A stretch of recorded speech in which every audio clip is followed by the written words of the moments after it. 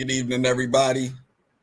Welcome to this week's episode of Smoke and Mirrors on the Big Exclusive Network. Happy Sunday. Happy Day of the Sun. I'm your host, Poppy Montega. Tonight's topic is the Turf Monster. Yes. Keep that up there for a second, too, please. I don't know how familiar my viewers are with these injuries that you see across this banner, but they were all due to the turf. May have been assisted by a man, but it was due to the turf. You can take that down for me. What's up, Big Roll? We're going to do a little small talk for a little bit. Let some people roll in. You know what I'm saying? Let some people roll in. A little small talk. What's going on, Big Roll? You camera ready? You one of my guests tonight still, right? We missed our appointment this morning. That's all good. We're going to work on that. Hey, Miss Anderson. Peace. What's up, Big Exclusive? How you doing? I appreciate you coming out and showing love to the situation, man. I ain't going to get too deep into that because we on to, you know what I mean? But I appreciate you, you know what I mean, coming out your way to devote your energy to my situation. Big Roll, you there, bro? Got you covered. My bad about. No, it's all good. It's all good. Hey, Miss Hadia. What's up, Miss Hadia? Welcome. What sport did you say you play, Hadia? Didn't you say you play basketball and something on the field too, right?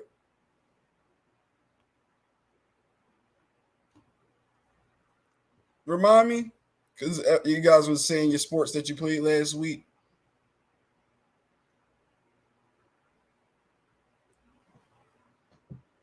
So I don't know if you guys paid attention to the what is it called?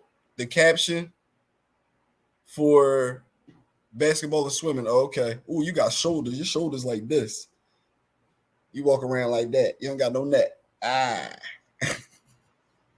Females that swim ain't got no neck. They be like this. But no, we this show is gonna start off pretty much about the turf monster, and I was a victim of the turf monster, so I'm gonna also tell, I guess, an inspirational story. Some people look at it from a cocky standpoint, and it's not cockiness at all. It's me trying to motivate people in a similar situation or a worse situation to, follow their dreams and do what they want to do and be who they want to be.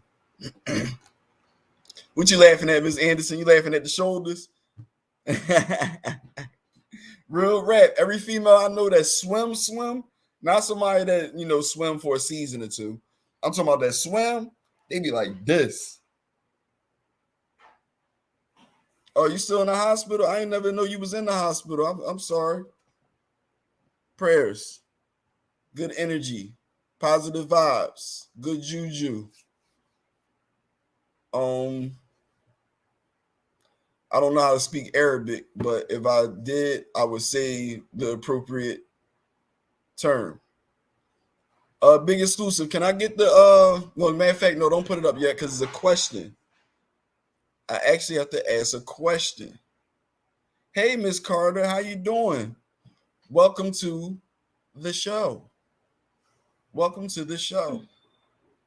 Can anybody tell me the average length of a professional football career? Or what you think the average length of a professional football career is? And keep in mind how many players turned over on the roster. 5.5 years, Big Exclusive. I would assume that too if I wasn't already in the know. Hey, Miss Carol, how you doing? Come on, people, take some stabs at it. How long does the average professional football career last? Depends on the position, hood brother. Kickers can do 20, real rap. 6 years, 5 years. Big Roll, you're going to be shocked at how wrong that statement actually is. Quarterbacks behind a decent line, maybe 14. But we talking about average across the position, across the sport. 5 years, 5, yes, 6 years. I'm glad you guys think that the body holds up that long. That's a part of the programming though, because they only put in front of you the superstars. You know what I mean? I'm gonna say a rough guess 9. Wow, Big Roll. I'm surprised you of all people would say a number so high. Could I get that first picture up there, big exclusive?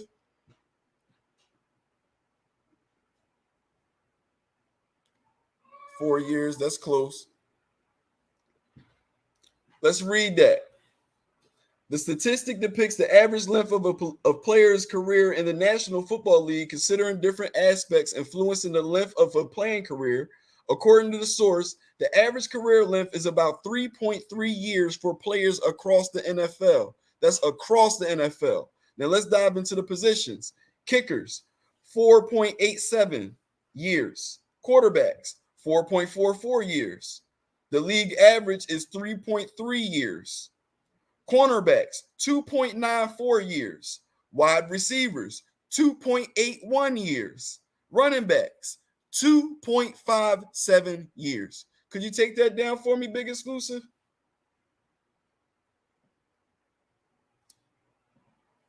Miss Carter says she's not surprised. How many of you are surprised that the numbers are so low? How many of you are surprised? That's a rather low number. You disagree with that input? Okay, Big Roll. That's good to know. But you gotta consider this. How many players get drafted every year? How would that be possible if the turnover wasn't so fast? How many guys are in camp every year? And that roster has to get broken down to 53 by the time season starts. Like, it's a lot of nobodies that you're not taking into consideration. That's short as fuck, and I would never want to be a running back. Yeah. And what you got to take into consideration is most guys that's playing in the NFL have been playing since they were like 6 and 7 years old. You got a handful that didn't start playing till they was 14, 15. You know what I mean? But majority of those guys started playing Little League. Lisa Carter, the trauma to the body. Yes. Yes. Big Roll. Now, I will say players ain't built the way they were earlier. I mean, even that's debatable because we get faster and stronger and bigger every 5 years. Every 5 years, we get bigger, we get faster, we get stronger. You look at the guys that was in the NFL on the field in the late 80s, early 90s, they were smoking cigarettes on the sideline. They were snorting coke on the sideline. They were drinking beer on the sideline. In the 90s. Make sure you guys, yes, please share, and especially invite your football people, because we definitely about to dive into this. Where AOG at? He goes watching again. He be popping up at 9:58, like he was here the whole time. So he probably laying up. Yeah, we know he got that new situation. Yeah, I would be like, listen, baby, let me turn this on real quick. Turn on and watch my program that me and my man run. You know what I'm saying? This, I took this time off to be with you, baby. You know what I mean? Yes, you was, Miss Hadia. You was on time. You was on time. Early is on time. On time is late. Late You might as well stay home. He boo loving and wooing. Woo! True pop, but it's a lot more ACL and MCL tears than back then. Definitely more superb athletes today, but different mentality. It's funny that you say that, Big Roll. It's funny that you say that because that's the basis of the show. If you notice, what has happened since the late 90s? A lot of fields and arenas and stadiums have been rebuilt, and they rebuilt them with artificial turf. There's not many fields with grass anymore. Not as many as it used to be. And it's two fields that have hybrid, which is a mixture of grass and artificial turf. That's Philadelphia, and if I'm not mistaken, Green Bay. But when they started redoing these stadiums, they started laying down this turf. Now, I don't know if you understand the the upkeep, caretake of these turfs, but the way the turf is artificial grass with little rubber beads in it that they make from recycled tires. And they're supposed to turn these rubber beads over every few days or every few uses or so because the rubber settles down and gets packed into the turf and it makes it a hard surface. Okay? So what happens is, and I'm speaking from experience, the turf doesn't let go of your cleat. Whereas though the grass, your foot will break away when you hit certain ways. The foot and the torque and the power in your leg will rip the grass and the dirt right up, and your foot will break away. The turf holds on to your foot. Let me see. Why wouldn't the NFL just ban turf, especially with the injuries being so severe on turf? Also, you would think that they want their superstar players on the field to keep viewership and revenue up. Hey, man, my assumption is turnover. And it's a lot more people playing football now than it was back then. There's a lot more people playing football now than it was back then. It's just like medicine. You get what I'm saying? It's not about curing it. It's about bringing you back. So if you keep it a young man's sport, and the older we get, the more we want all our money. You get what I'm saying? The older we get, the more we want all our money. You dig what I'm saying? So can I get that next picture up, Big Roll? Big Exclusive. I'm sorry. Agree with everything Big Shannon just said. The data supports the anecdotes you'll hear from me and other players. I'll pronounce that word all wrong. Artificial turf is significantly harder on the body than grass. Based on NFL injury data collected from 2012 to 2018, not only was the contact injury rate for lower extremities higher during practices and games held on artificial turf, NFL players consistently experienced a much higher rate of non-contact lower extremity injuries on turf compared to natural surfaces. Specifically, players have a 28% higher rate of non-contact lower extremity injuries when playing on artificial turf. Of those non-contact injuries, players have a 32% higher rate of non-contact knee injuries on turf and a staggering 69% higher rate of non-contact foot, ankle injuries on turf compared to grass. Hey, Miss Brienne, how you doing? Well, welcome to the show. Thank you for providing your energy to my situation last night. I appreciate it. How do you guys feel about that data I just read? Supports pretty much what I'm saying, right? A lot of players say this too. A lot of players know this. You know what I mean? But you know what, Big Exclusive? You know what started the trend of turfs? Can any of you guys tell me what started the trend of turf in the NFL? Any of the viewers, let me know. Somebody comment. Let me know. What started the trend of turfs in the NFL? What made everybody want a turf field? Yes, ma'am, Miss Waller. That's right, Big Exclusive. The greatest show on turf. No, it wasn't the best looking, Miss Carter. So you had a team called the St. Louis Rams at the time. And they had a turf field. And when they played at home on their turf field, the surface made them faster. So the NFL wants a faster game with higher scores. That's why they've been changing the rules. Some of them is for safety. A lot of them is for higher points, more points being scored.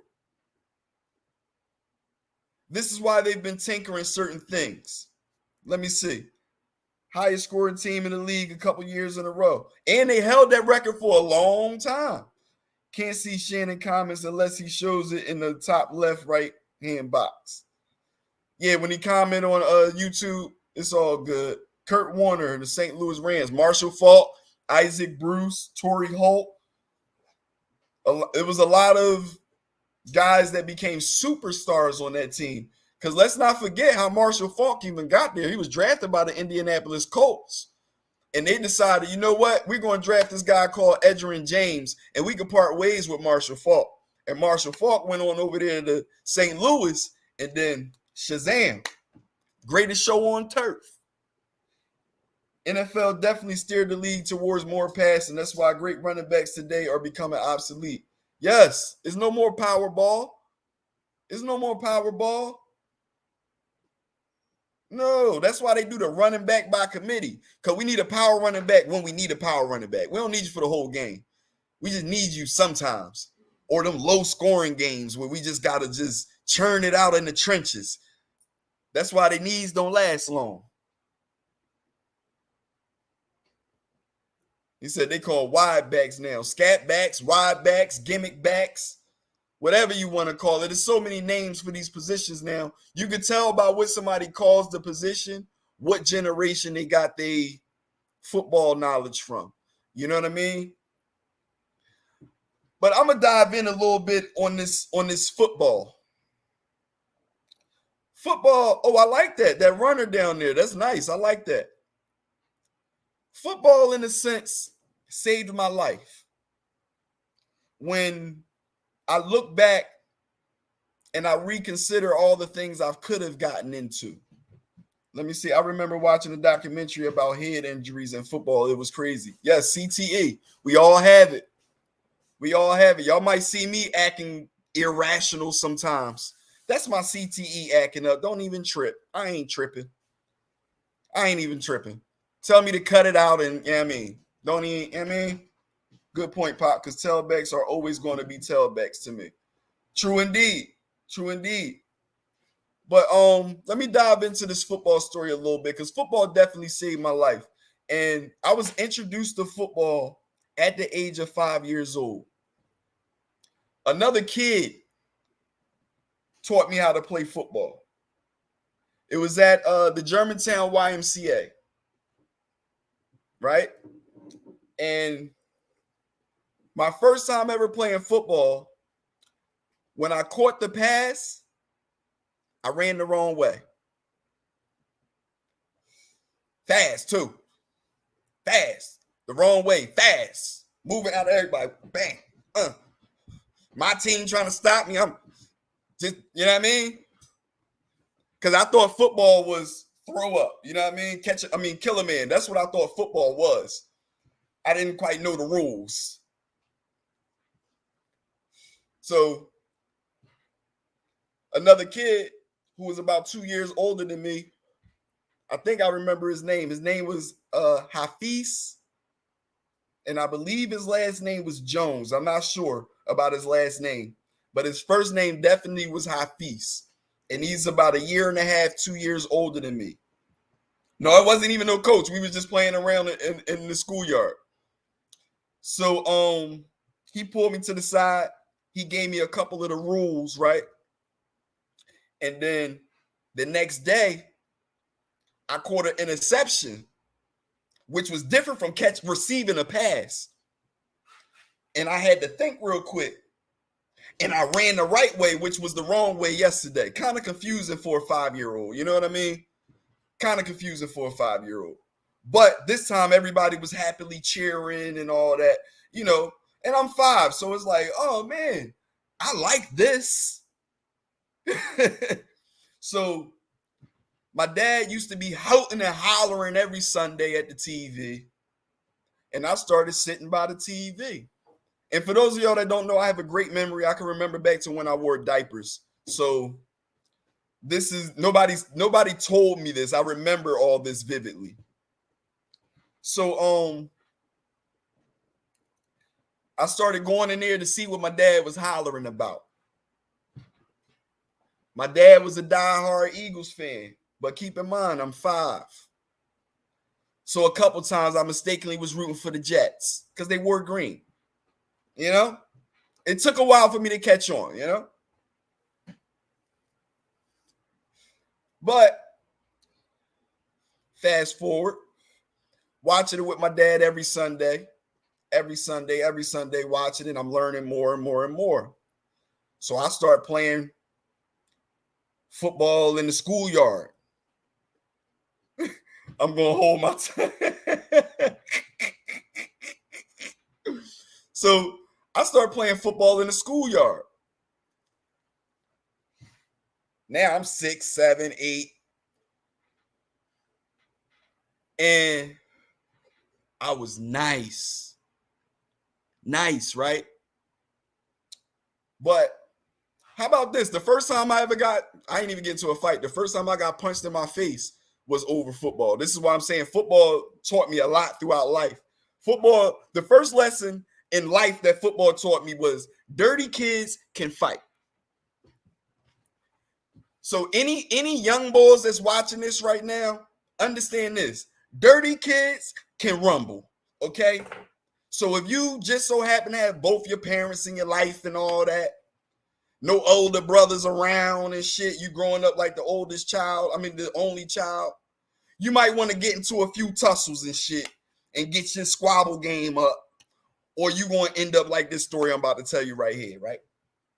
So first grade, I had an Eagles football. My dad bought me this rubber Eagles football. So what that meant for me was I get to call the rules for the game, right? So we was playing before school. It's about 5 minutes before the bell rang. One of the dirty kids walked up, was like, "Can I play?" Everybody like, "It's his ball." "What's up, Lillian?" They like, "It's his ball." I said, "Game lock." I couldn't wait to say this. I said, "Game lock." He was like, "What? Game lock?" "Man, I'm playing." I said, "Bro, it's my ball." And I said, "Game pat." Nigga socked me right in my eye. That's on Linus and them. Dirty young bulls always starting stuff too. What's up, Lillian? Hey, Brandy. Yeah, we talking about dirty kids. We in the first grade right now, 5, 6 years old. We back in 1989, 1990 right now. Pat, nigga socked me right in my eye. Now, I live in my truth. I'm gonna admit, that was the first time I had ever been punched in the face. And it hurt bad. Poor only child kids need cousins to play fight. Oh, for sure. Oh, listen, it happened after this. After this situation, I picked my fights wisely, and I ain't never lose a fight again. Knock on wood. I ain't trying to toot my own horn. Notice I said I picked my fights wisely before I said I ain't lose a fight again. Reynolds, they made me be really angry. Leave them alone. It ain't their fault. So, bam, he punched me in the eye, right? And it was a pause, like, and I couldn't open that shit real quick. And immediately I said, yeah! Ran right to the nurse, left my ball and everything. You know what I'm saying? The nurse put some ice inside a sandwich bag and wrapped it up in that hard-ass brown paper and pat right on the motherfucking hurt eye. My first black eye. My family found out about this, and it was on and popping. My cousins started fucking me up, beating me in my legs, telling me to get up and walk. You know what I'm saying? Telling me to punch random kids on the basketball court. Like, he ain't going to do nothing. He just look tough. Go ahead, hit him or I'm going to beat you up. You know what I'm saying? Let me know. Niggas really is pussy out here. Excuse my language. I remember being punched in the face for the first time. Hey, man, some people don't admit to it, man. Those hard behind brown paper time. Yes, Miss Purnell. So, you know, got put in kung fu classes and all that. I learned how to block and move around and throw a proper punch. You know what I'm saying? I learned how to deliver some shit. I learned how to get power, not just from my arms. I learned how to get power from my legs and my abs and torque the right way and deliver a punch. You know what I'm saying? I was like, woo, I didn't know I could do all this. And that transitioned onto the football field. Back to the football story, right? So I get into the 4th grade, and that's when I found out they had Little League football. Oh my God. You mean to tell me it's a team called... Hold on, I got jumped first time I punched someone. I said, you mean to tell me it's a team called the Albany Eagles and they look just like the Philadelphia Eagles and I can go play for them? Shit, I'm light-skinned, so I had no choice to learn how to fight because when we bruised, that shit would be extra. Never had to fight. Always de-escalated the situation. No, listen, I was a peacemaker. Shit, I learned how to fight when my cousins was jumped, though she won, and I didn't help out of fear back in the day. And man, listen, I bet the next fight my ass went in motherfucking right. Especially if there's blood run, y'all got the same blood running through your veins. You better stand there and fight back to back. Back to back. You better stand there and rumble. My dad told me, no, Ro, when I was in elementary school, the Albany Eagles helmet that the young boy brought to my school was just like the Kelly Green Eagles, bro. I'm talking back 93, 94. 93, 94. But let me get from the comments real quick. So I said, damn, I could play for my favorite team, the little version. And I begged and begged and begged and begged and begged. And my parents never signed me up for no little league team every year. But what I was doing was, we had a nice sized backyard because at the time my mom and dad were still together. And my dad was working for SEPTA. So we had moved up Germantown from North Philly. You know what I'm saying? When I was 4 years old. You know what I mean? Moved from North Philly, moved from down, where was we living at? We was living down Huntington Street between 32nd and 33rd. No, between 32nd and 33rd. I'm sorry. Between 33rd and Ridge. We was living in Huntington between 33rd and Ridge. And then Pops got a little raise at the SEPTA gig. We moved up Germantown. You know what I'm saying? I don't want my son around no violence. Bring him up here. You know what I'm saying? Whatever he was thinking, I don't know. I told you my pop was older, so, you know. So anyway, make a long story short, I had room to practice. And yo, hush. I don't know if y'all know I run a kennel. I got a kennel. But can you get him, please? So where was I at? I'm sorry. Oh yeah, nobody will ever sign me up. So every year, throughout the year, by myself in the backyard, I would work out and train. I would set up the old tires, the trash cans. I would snap the ball to myself, throw the ball to myself, catch the ball, do spin moves around the tires and around the trash cans and all that. And then go to school and bust the kid's ass that was playing real football. You dig what I'm saying? Used to go to school and bust their ass, right? Mind you, I've always been small. I've always not known what I was supposed to do. Mind you, I had the little Forrest Gump thing going on. Before I was able to walk, I had to get both my legs broken, reset, and I wasn't supposed to play sports. You dig what I'm saying? So I didn't. My pop ain't tell me that until I was grown. He said he ain't wanted to discourage me, which I can feel it now, though, all in my legs. But that's a little later in the story. So fast forward through middle school, I get to high school. I went to William Penn High School, and they didn't have a football team.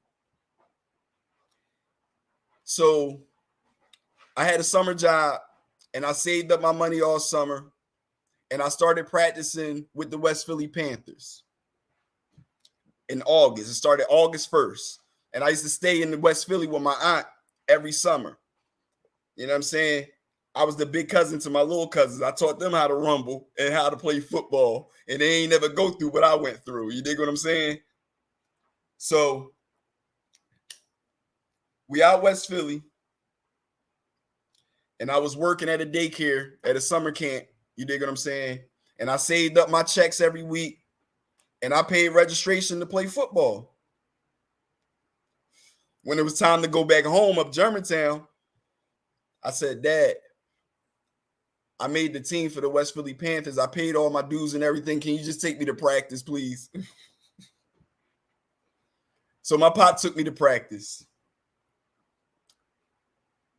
When I got there, I found out, oh, all y'all been playing together since y'all was 5 and 6 years old. I'm fucking 14. This is my first year playing organized football. Y'all know how that go. So week 3, I've been on the bench the whole time. Mind you, I've been coming to practice, been a standout player in practice, but I had never played organized football. And, you got to respect it. You got to respect the process. You know what I mean? Week 3 comes around. Our tight end was late. The coach says, who wants to play tight end? I do. Mind you, I was tied to the coach hip all game every week. I'm staying in his face. I want to get in. I get put in at tight end against the Northwest Raiders at Central Football Field right off of Broad Street. And on the third play of the game, I break my ankle. A big fat lineman next to me loses the battle and falls right on my ankle and breaks it. So what then happens is I missed the whole season. I come back, I want to say the last game before the playoffs. 2 weeks before the doctor said I should be on my ankle. But I knew my high school didn't have a football team. Yeah, put me in, Coach Top Flight. Yeah, put me in. I knew my high school didn't have a football team. And this is the first time I ever got a chance to put on a football helmet. You dig what I'm saying? So I was going to push through. This what all my idols. This what all my idols was doing. They was pushing through. So I said, I'm going to push through. You dig what I'm saying? So I go out there a week before, 2 weeks before I'm supposed to. And when I go out there, the coaches is like, nah, you're visibly still limping. So we still make it to the championship game against the Aztecs. And they were undefeated. We had lost 2 games. One game against the Aztecs and the other game against the Blackhawks. We beat the Blackhawks and we lost to the Blackhawks. We lost to the Aztecs and we were playing them again in the championship. I'm riding the bench. It's the 4th quarter. We're down by 3 points. It's a minute left on the clock. It's like a minute. It might be like a minute 16, something like that. The receiver ahead of me gets hurt. And it's 4th and long. Now, remember I told you I watched football with my dad every Sunday, right?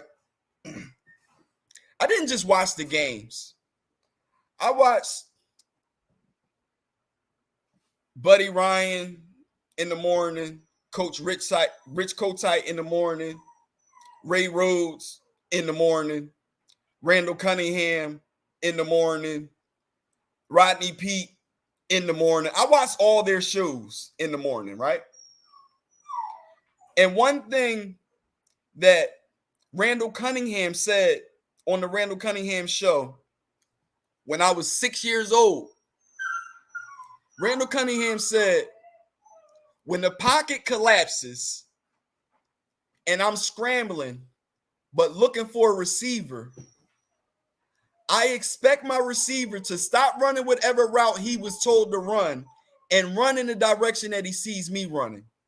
I'm going to see him and I'm going to throw him the ball. That always stuck with me. But remember, I never played organized ball. Okay? So I get put in the game. 4th and long. With a bad ankle. We had an athletic quarterback. His name was Omar. The pocket collapses. He starts scrambling to his right. I see it. I stop running my route. And I run across the field the direction I seen him running across the field. And didn't Omar find me and throw me the ball? And I got tackled 1 yard past the first down. And it put us in position to score the go-ahead touchdown and win the championship. I won a championship my first year playing organized football. And I was a part of my team winning the championship, even though I didn't play throughout the season. That boosted my confidence level big time. Let me go to the comments because we about to go to high school. Let me go to the comments. It's always the small kids picking on the big kids. Hey, we don't be picking on them, man. We got to defend ourselves. So old school. Any kids with bow legs had their legs broken to straighten them out. Facts. Put me in, coach. Right top flight. Big Roll Jones, I believe it. G-Town, the north, is Overbrook, the west. It's the mini lawns for me. What's up, Miss Dennis? Welcome. I'm glad you're here. So now we're in high school.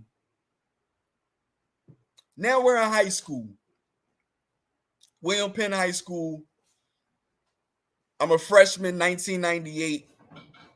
They don't have no football team. So I get on my mom and dad ass. By this time, they separated. They live in separate households now.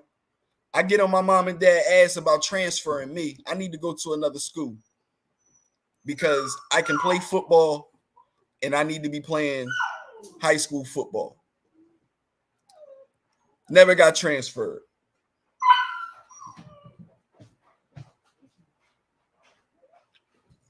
Never got transferred. For whatever reason, I don't know. I was still a kid. So, being the kid that I am,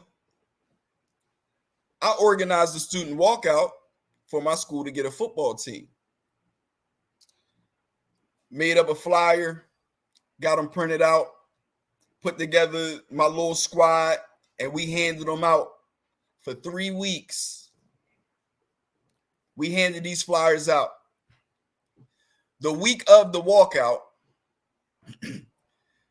they let it be known that anybody who decided to walk out will be marked as cut and all that old craziness, you know what I mean? But I'm me. I ain't just hand out no flyers. I did a little more than that. What's up, Miss Monroe? Welcome. Did a little more than that, right? So the day of the walkout come. 20 minutes before the walkout, my teacher's phone rang. She goes answer the phone. They want me at the principal's office because they knew like it was a buzz. Like people was down. I wasn't the only one that wanted this football team. You feel me? So I get called to the principal's office 20 minutes before the walkout was supposed to go down. The principal at the time was Mr. Hurd, Mr. Leonard Hurd. I'm bordering a dog right now. He's only 7 weeks old, so y'all got to bear with me this episode. So Mr. Hurd calls me in the office. I go in the office with Mr. Hurd, and he tried to threaten to expel me. He said, listen, I'm going to put you on the loudspeaker. I need you to call this walkout now. I need you to call it off, or you will be expelled. You will never step a foot in William Penn High School again. I'm like, damn, you could do that? He like, try me. Now we're about 5 minutes before the walkout, right? You hear helicopters over top of the school. Because what did I do? I reached out to all the news stations too. Mm-hmm. Now I have the leverage. And Mr. Hurd is looking at me, and I say to him, those helicopters ain't the police. I don't know if it's channel 6, channel 10, channel 29, channel 17, channel 3, channel 57. I don't know who, but it's somebody. One of them. And he says to me, listen, son, we will get you a football team. You cannot call this walkout. It can't go on. I said, well, Mr. Hurd, we're about 2 minutes before. I doubt anybody going to not walk out at this point. And when the bell rang for the period to be over, when you looked out the window, everybody was walking out.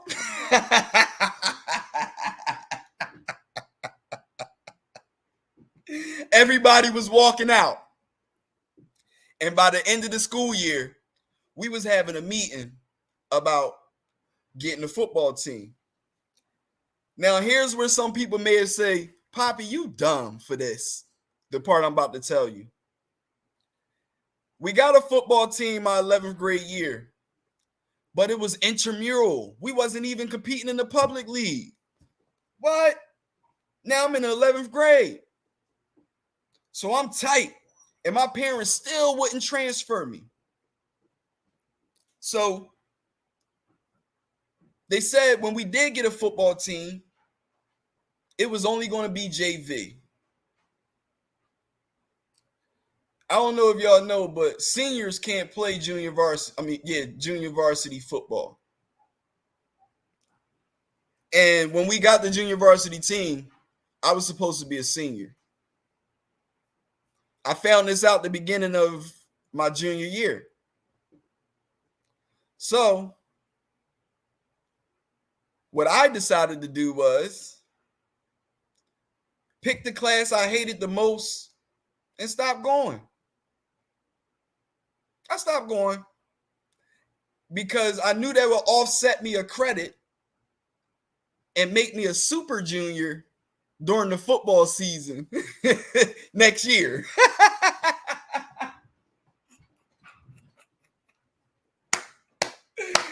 Oh man.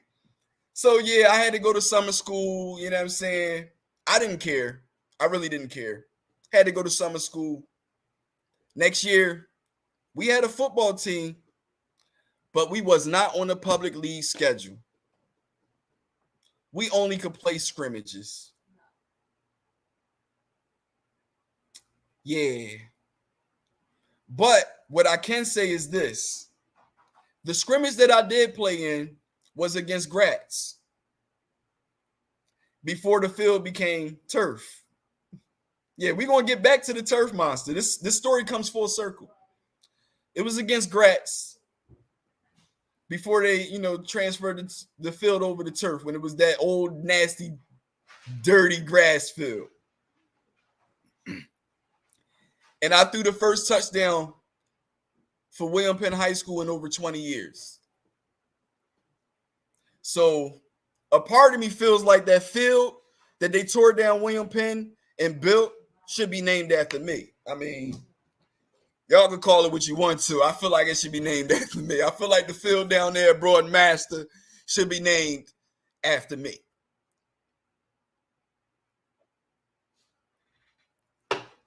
Yeah, I'm patting my own back tonight. I usually don't do that, but I'm doing it tonight. So, small little story before we get out of high school.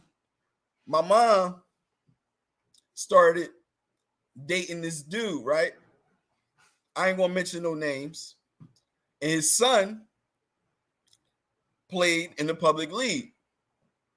And I used to talk about how I played football, how I was good. I ain't know nothing about his son at the time, but he got tired of hearing my mouth. So one day, he had told me about his son and everything. He'd take me to go meet his son. We play a real quick one-on-one. You know how it go. 5 on offense. You get 5 turns. He get 5 turns. And y'all play each other. I bust his ass, right? Bust this nigga ass. And I want to say 15 at the time. Fast forward, he ended up playing in the NFL. And he had a nice long career. When I say long, I'm talking about 7-8 years in the NFL. He played cornerback, and he's most known for, this will give y'all a hint to the ones that know football. His breakout was when he picked off Drew Brees. He used to play for the Atlanta Falcons. That's the most I'm going to tell you on that. So now we're going to go on to the next part of this story.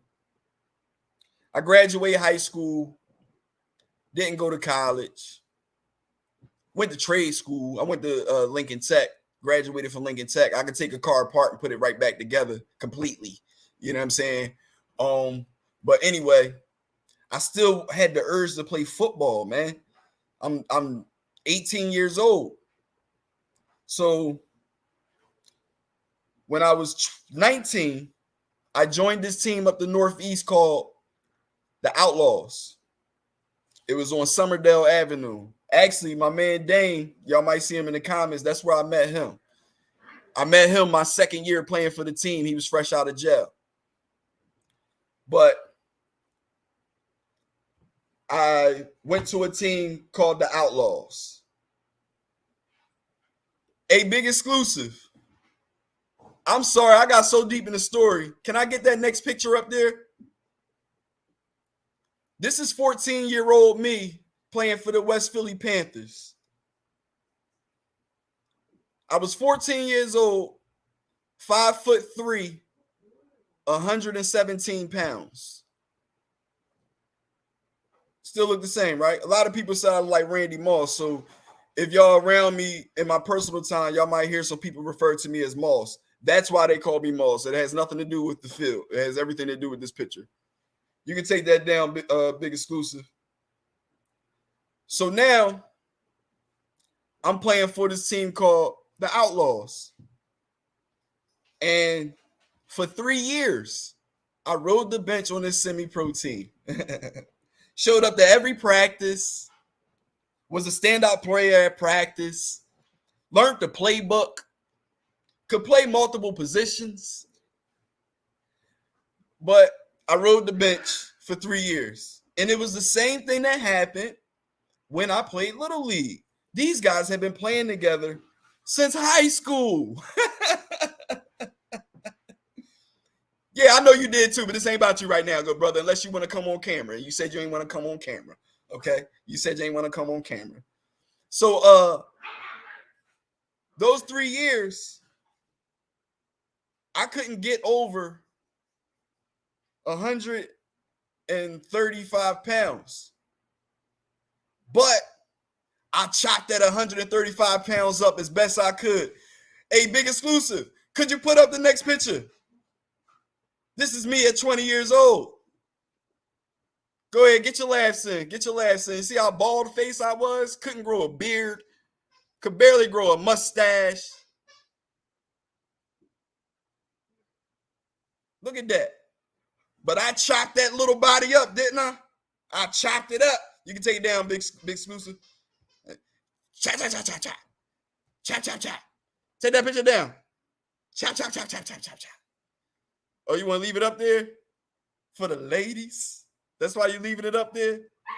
I chopped that. Chop, chop, chop, chop, chop.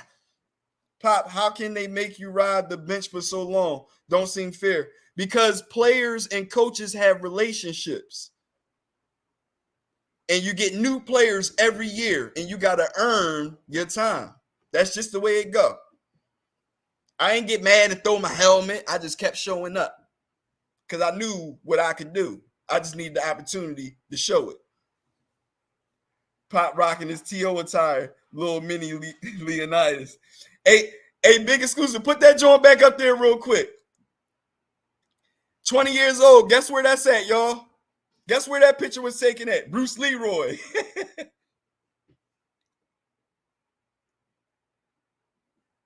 Can anybody guess where that picture was taken at? Take it down, big exclusive. That picture was taken in my dad's backyard. I was still practicing in my dad's backyard at the age of 20 to get better because my dream was to play professional football. That was my dream. Now, at the time, I thought professional football meant making it to the NFL. So I was pretty hard on myself because I was 20 years old. And based on the time, in 4 years, I'm supposed to be in the NFL. Nigga, I'm not even in college. Let me see. Yeah, but for 3 years, though, yeah, that's how it goes, Miss Ordrick. Especially if they saw your skills. That was his MySpace profile pic. It was at one point in time. That was my MySpace pic at one point in time. Matter of fact, that was my Black Planet picture. How about that one? That was my picture on Black Planet. How about that one? Yeah, I used to lead off with that picture right there. Because I already knew when people see me, they was going to be like, oh, you kind of short. You look bigger in your pictures. You look bigger in your pictures. Well, you know the camera adds 7 pounds, baby. You got to take it on an angle. Bow. You know what I'm saying? The shadow, the time of day when the sun is a certain way. You know what I'm saying? My dad used to work with the cameras. He was self-taught on the cameras. So I knew I was very photogenic from a young age. I already knew about some of that shit. You can look through my profile pictures and see all that. But I finally got a chance to get off of the bench. Can I get that next picture up there, big exclusive? Oh, and I turned it up. Can I get the next picture? I turned it up. And can I get the next picture? I turned it up. One more picture. One more. The next one. Yeah. By this time, I was the captain and starting quarterback of the same team that I rode the bench on for 3 years. You can take that down, big exclusive. You see that smile on my face? after leading my team down the field. You know what I'm saying? And scoring. But guess what? We was ass.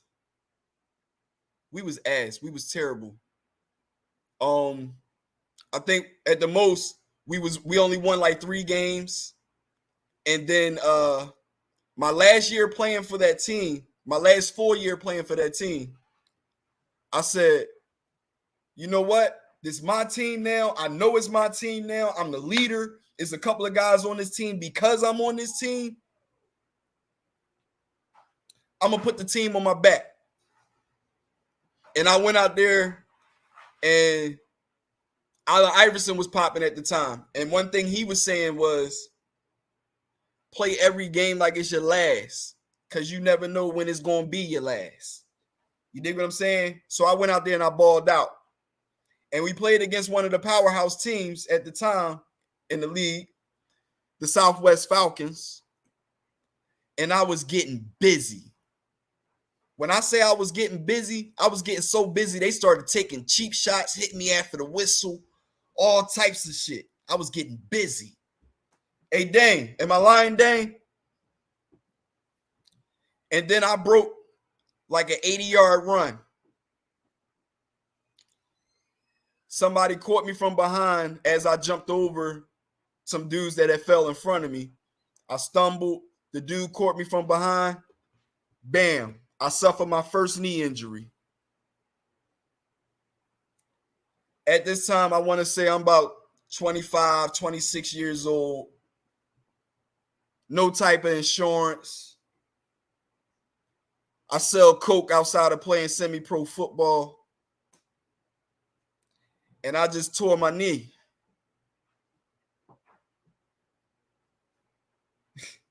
Y'all got to excuse me. Y'all might see me get cloudy with a chance telling this story.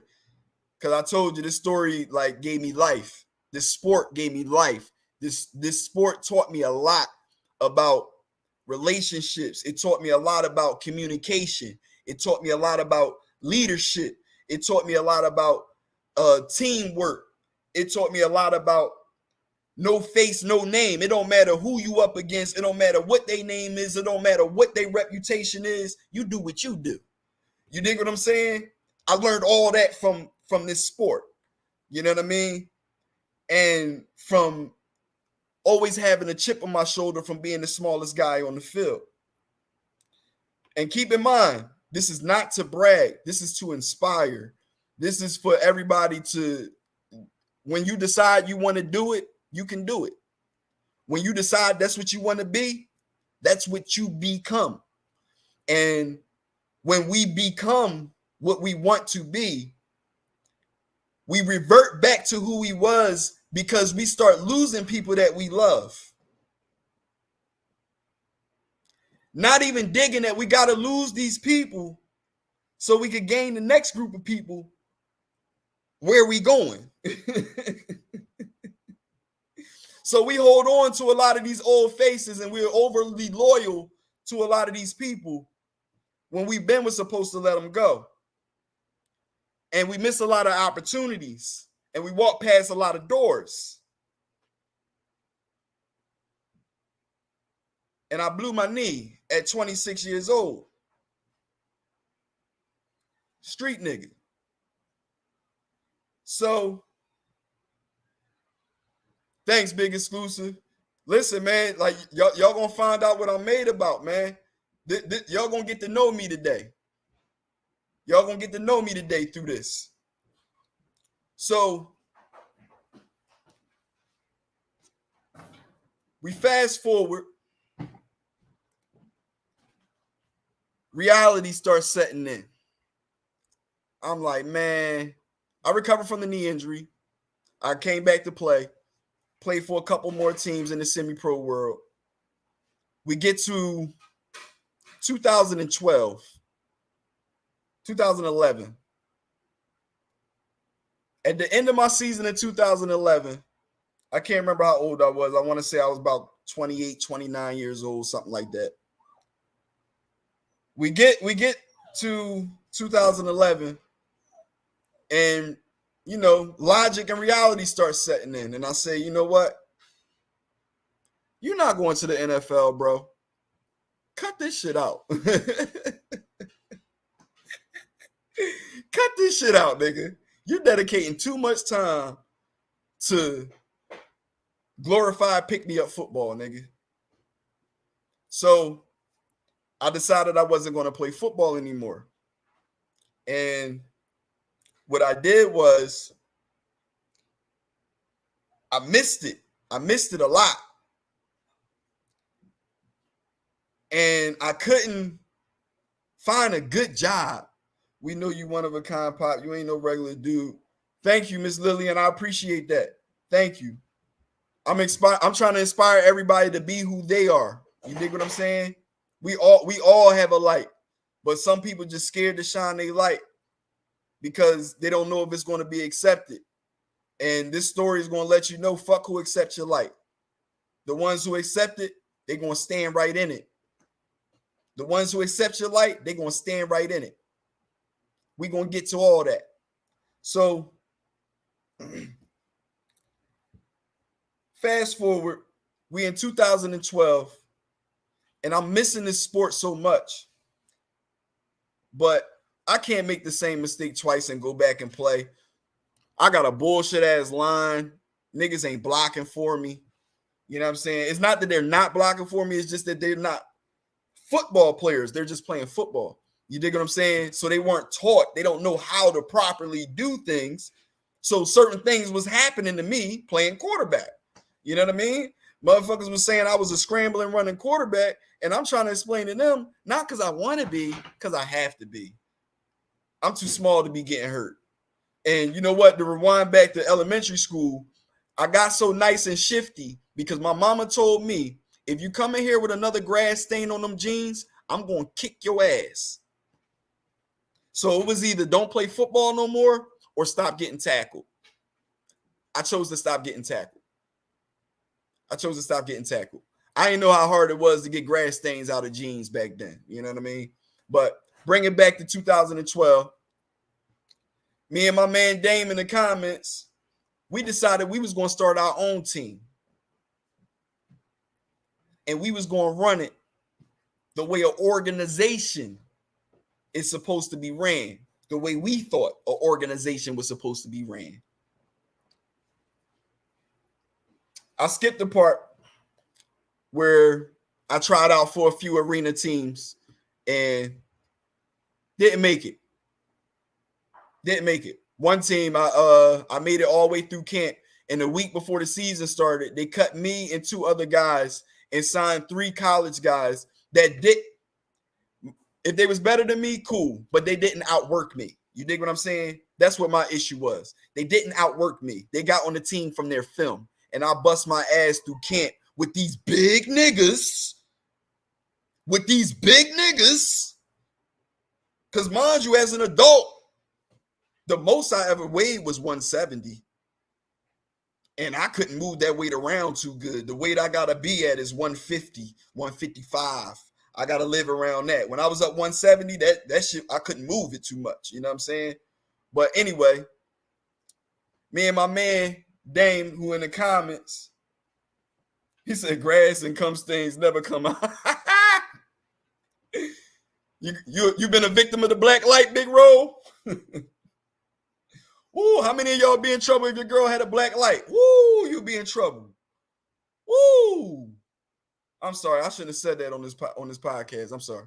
But anyway, we decided we was going to start a team, and we was going to run it our way. I was going to run the offense. He was going to run the defense. And it was going to be called the North Philly Jaguars. So now we had to find a field. A field welcomed us. The Martin Luther King Center at 22nd and Cecil B. Moore. They welcomed us under one condition. Under the condition that we be the North Philly Hurricanes and help out with the kids. What? Hell yeah. It wasn't even a thought. Me and my man, yup. We went down there, started assisting with the kids and all that. They let us do the field. We put together a team. The team won a championship the second year.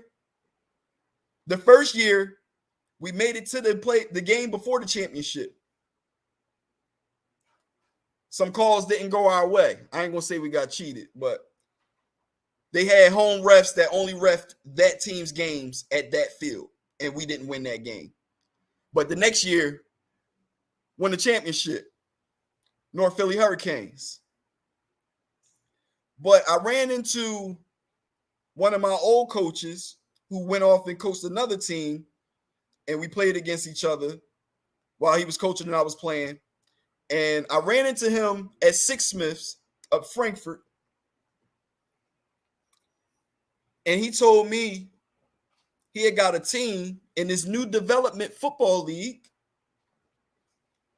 called the IGL. And I'm like, man, I'm done. I ain't really trying to play. And he was like, no, Springs, listen. My nickname in football is Springs. That's the only tattoo I have is on my arm. I got it for free from a fan. In the basement. He was Puerto Rican. In the basement. He did it for free. Only tattoo I have. I got it back in 2007. 2007. So he like, no, listen, man. This league right here, Springs, this is the league you need to play in. We play at the Wells Fargo Center for our home games. And when the Philadelphia Soul play away, we play at a different arena. All the teams play at the same arena. The games is played back to back. And it be scouts and all that at the games. And they'll be broadcasting it on a channel. And you'll have film. What? Y'all know how valuable film is to a player that's trying to shop himself. So, can I get that next picture up there, big exclusive? This is me in camp. 6 weeks after camp started. Trying to catch up to learning the playbook. Learning the offense. Yep. And I was, 29? 30 years old? Take that picture down, big exclusive. Now, we was in camp, right? And I didn't know I was going to be riding the bench because I was getting a lot of time in the scrimmages and the exhibition games. I didn't know they was running this like a real league. I thought since I was on the field doing the exhibition games, this is how it was going to be during the games. Can I get the next picture up there, big exclusive? Me and this guy right here, my man Black. I know he probably not tuned in right now, but my man Black, we single-handedly, us two, made them change the rules before the season started. Him and I possess speed out of this world. We possessed speed out of this world. And he said to me, bro, I never met nobody as fast as me. But we both was on the bench. Can you take that down? We both was riding the bench. And one day, the leadership in me started talking in practice. And I was a standout player at practice. And the leadership in me heard a coach say to me, yeah, I know you just back out here just to have a little fun because you're a little older now. And I looked at him and I said, oh, no, coach. I came to ball. I came to win a championship, get some film, and move on to the next level. That's what I came here to do. So I would get on the field maybe 3 or 4 times a game that season.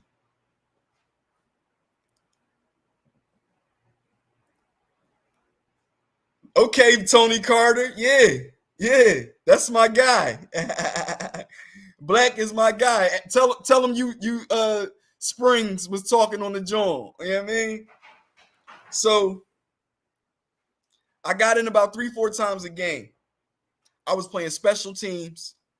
I was playing slot receiver. And I was playing backup quarterback. So I could play football. You dig what I'm saying? And every time I got on the field, I made sure I did something. So every time I got on the field, I scored a touchdown. Can I get the next play up there? The next picture? This is me returning a kick in the championship game, my first season in the league with the Philadelphia Hornets. My first championship since Little League, more than 10 years later. I returned that kick to the 3-yard line. I scored in this game also. And quick side note, this game was the first time my dad ever seen me play football. Remember I told y'all he took me to all my Little League games and all that, right? But as a kid, you know how you look on the sideline? He was always off to the side talking to somebody or in his car watching NFL games. But at this time, this was the first time my dad seen me play football. And he was sitting in the section where they sit people in the wheelchairs. And little did I know, a year and a half after this, my dad would pass away. It was the first and last time that my father ever seen me play football in person. You take that down, Big Exclusive? I never was chasing a check. I always was chasing competition.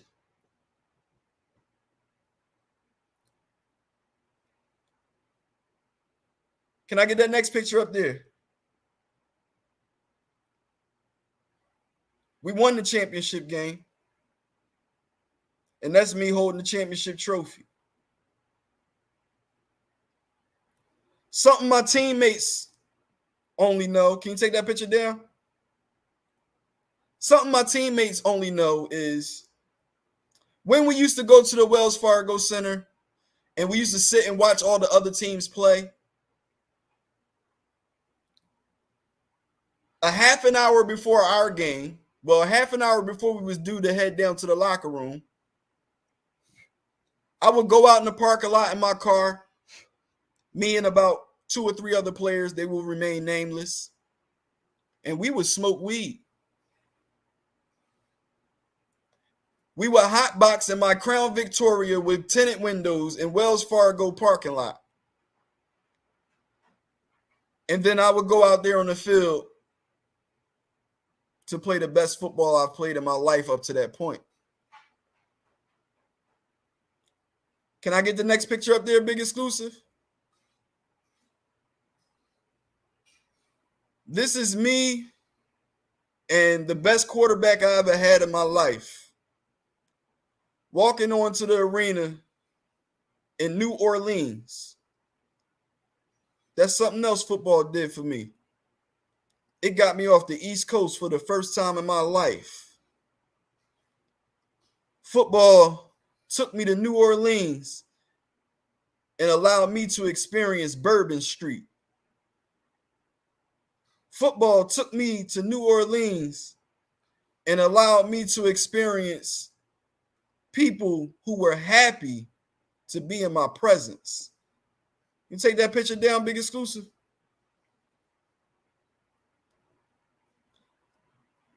This sport means a lot to me.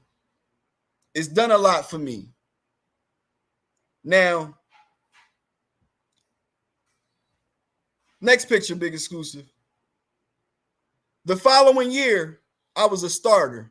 This is me celebrating a touchdown. The following year, I was a starter. Next picture. This is me ripping it up at the Wells Fargo Center. And I got a C put on my chest. Not technically, but technically. They didn't actually stitch them on our jerseys, but you was told you was the captain. And we started off this season 1-2. Can I get that next picture up there, Big Exclusive? This became my motto to the team. That's me tiptoeing about a sideline at a field that didn't have walls. And that was my motto for the team. Be great.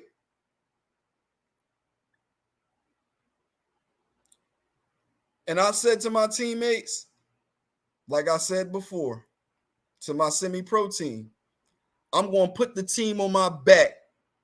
We going to win another one. It's a lot of guys here that wasn't here last year because a lot of guys got moved up to pro leagues. So there's a lot of new guys there. But these new guys was carrying the swag like they was there last year and won what we won. Take that picture down, Big Exclusive. So I had to let them know, listen, fellas, you got to develop your own identity. What we did last year, I was on the bench last year. Now I'm a starter. This is a whole new team. We set the bar last year. We went undefeated last year. We set the bar. That's the standard here in this organization.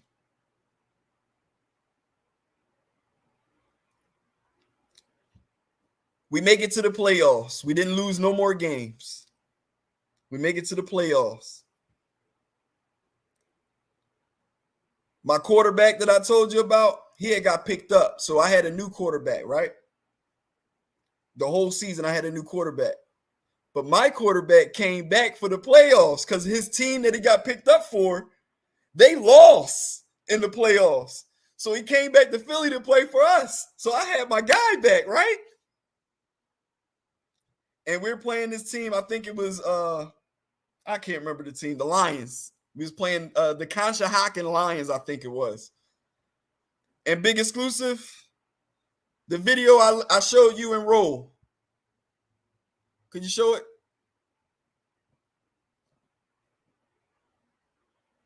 Because this is when I got attacked by the turf monster.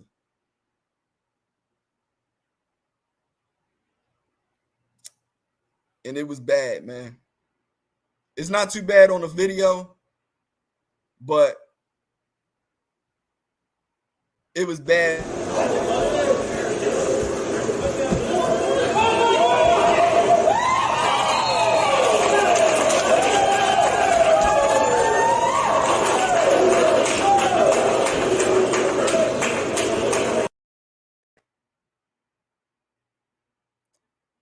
So I don't know if y'all can tell what happened, but remember I told you that particular field didn't have any walls. And the rules in this league was you had to get 1 foot down. All right, Big Exclusive. You had to get 1 foot down. With me getting the 1 foot down and the guy giving me a subtle push in my back, trying to get me out of bounds. It wasn't a dirty play. It wasn't a dirty play. He was trying to push me so I'll be out of bounds. And I was trying to get the 1 foot down in bounds. That subtle push, the turf monster didn't let go of my cleat. And I felt my knee shift forward and back. I dislocated my kneecap, ruptured my LCL and my MCL. In the playoff game, that was the go-ahead touchdown. And I had hopes that I would be back, but unfortunately, that'd be it for the season. And my team did win the rest of the playoffs, made it to the championship game, and I planned on suiting up. I suited up and everything. So the other team had the game plan for me because, I was a threat at this point. Suited up. I went out there to run routes and warm up and everything. And running in a straight line, I could haul ass. I could haul ass in a straight line. Cutting to my left off my right foot, no problem. Oh, but when it came time to go to my right, my left knee wasn't having it. It wasn't like when I was in Little League. Because, see, in Little League, it wasn't actually a break, it was a fracture. This wasn't a break, but it was involving my knee. And my game involves speed. So it was a nice little game into the middle of the second quarter. And the defensive coordinator of the other team said to me, in the second quarter, we realized you was on the sideline and wasn't playing. So we sent our dogs. And when I say they destroyed us, they was knocking my teammates' helmets off and all types of stuff. And I'm not saying this to make it seem like I was Superman. I'm saying this to make it seem like this was the first team I ever played on when everybody was just as good as me, if not better than me. So all I had to do was my job. And all everybody else had to do was their job. And once I couldn't do my job, the next person up brought something different to the game. They could do the job, but they had to do it their way. They couldn't do the job my way. And that's not an easy thing to do in the championship game. Can my football players attest to that? Can my sports players attest to that? It's not hard to come in the championship game and be effective. And you've been riding the bench. You can't, like, that's not one in a million. I mean, somebody can do it, but can we, like, Big Roll, I need you to get ready to come in the back before we get into the second part, well, the last final third quarter. I need you to get ready. So there was this team out in Reading called the Raptors. I went and tried out for them. And this was a few years after I had rehabbed on my own. And this picture was taken at the tryout. Can you post that next picture up there, Big Exclusive?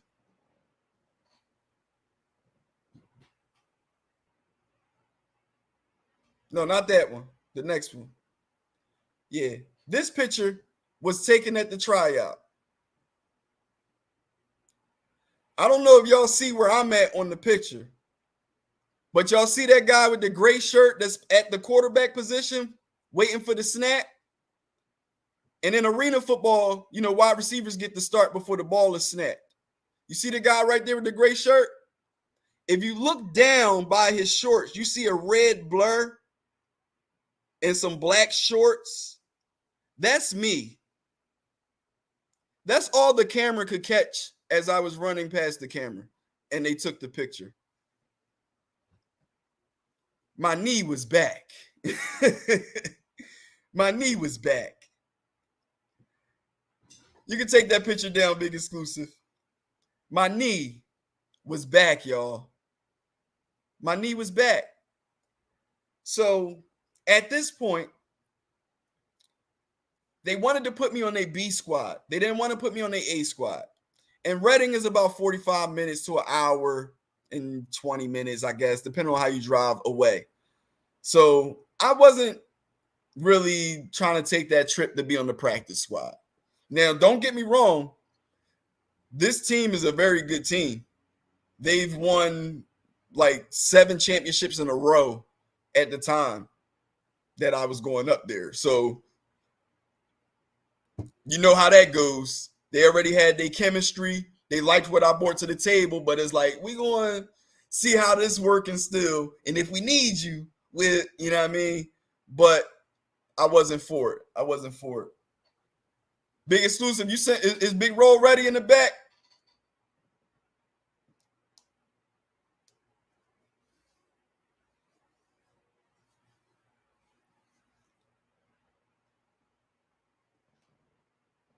He not backstage yet? All right, you sent them the joint, right? You DM'd it to him?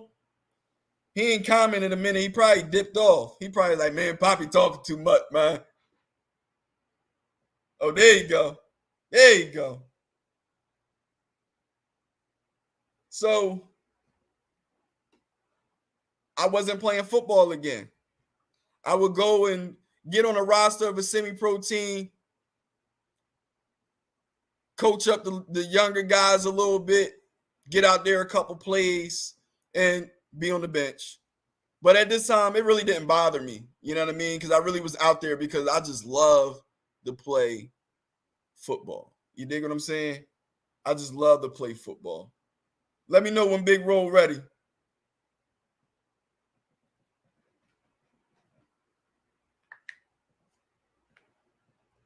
So that right there was my worst experience, hopefully my last experience with the Turf Monster. There's more to my story, but before we get into it, I want to give Big Roll a chance to share his story of his encounter with the undefeated Turf Monster. What's up, Big Roll? Welcome to the show, man. Montega, salute. Glad to have you, good brother. Glad to have you. Oh, and you know what? Let me say this too. I don't know if y'all know, Big Roll shared some numbers with me, and that's a big man you wouldn't want to see coming your way.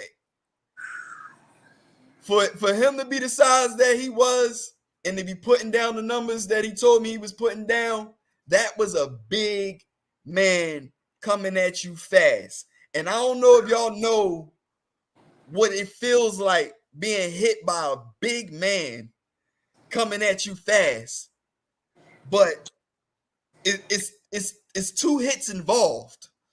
It's the man hitting you, and then y'all hitting the ground, and then depending on how big he is, y'all might bounce and hit the ground again. So welcome a big fast man, Big Roll. Appreciate that, man. You ain't never lied. You ain't never What's lied, up, man? Talk to me, man. What you want to talk about this evening, good brother? I need you to tell me about your experience with the Turf Monster, or a time you had witnessed the Turf Monster. Because I didn't even tell the stories of me witnessing the Turf Monster. I just told about my experience. Let's hear somebody else's story. Wow. Coming out of high school, went to Edison Ferreira High School. We were ass. Bottom line, we were ass. But when you're talented, you know, colleges will find you.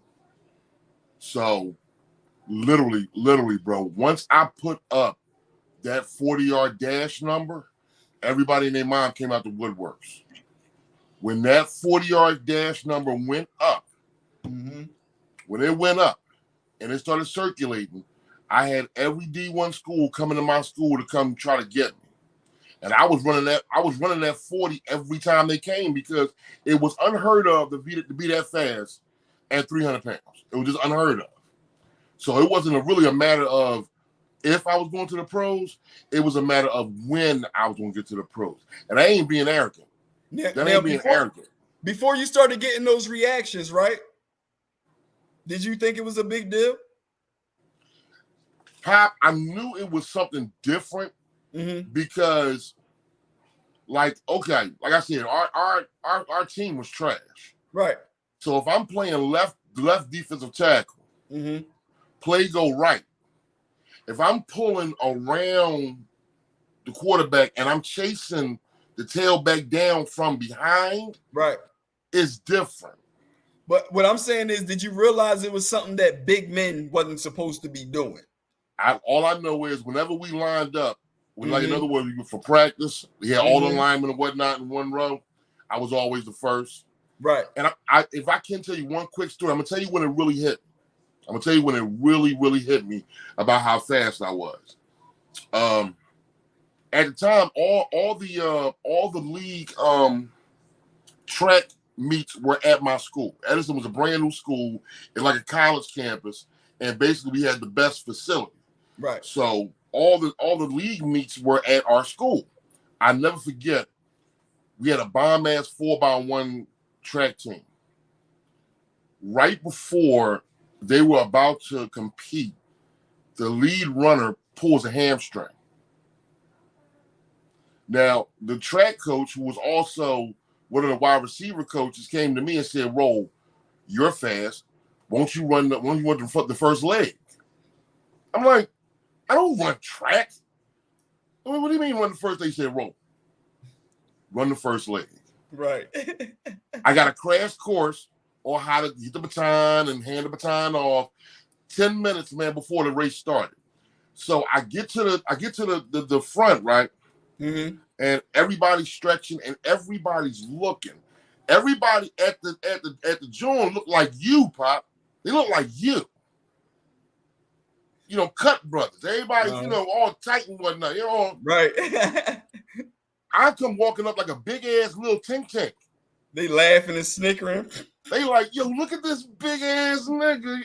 He ain't got the right shorts on. Look at this nigga. Yo, did he eat? Did he eat the board that was supposed to run? Did he eat that board?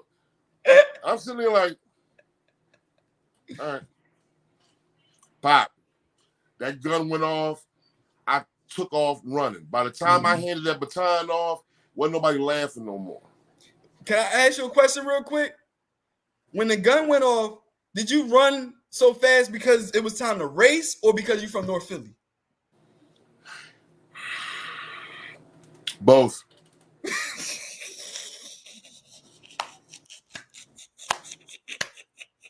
Both. Miss Lisa said, "What's the 4x4?" I know what it is, but you explain it since it's your story. The 4x1. It's the 4x1, Miss Carter. Miss Carter, the 4x1 is the race where it features 4 racers handing off a baton from beginning to end. Like they do by what? 3 switch-offs? About 3 switch-offs and whatnot. Usually the one you see, the one you see, Miss Carter, they got the baton in their hand. Yeah. The one that the Jamaican women and whatnot always ridiculously destroy every year in the Olympics. Oh my God, they are bad as shit. Miss Wallace said, "Great answer." For real.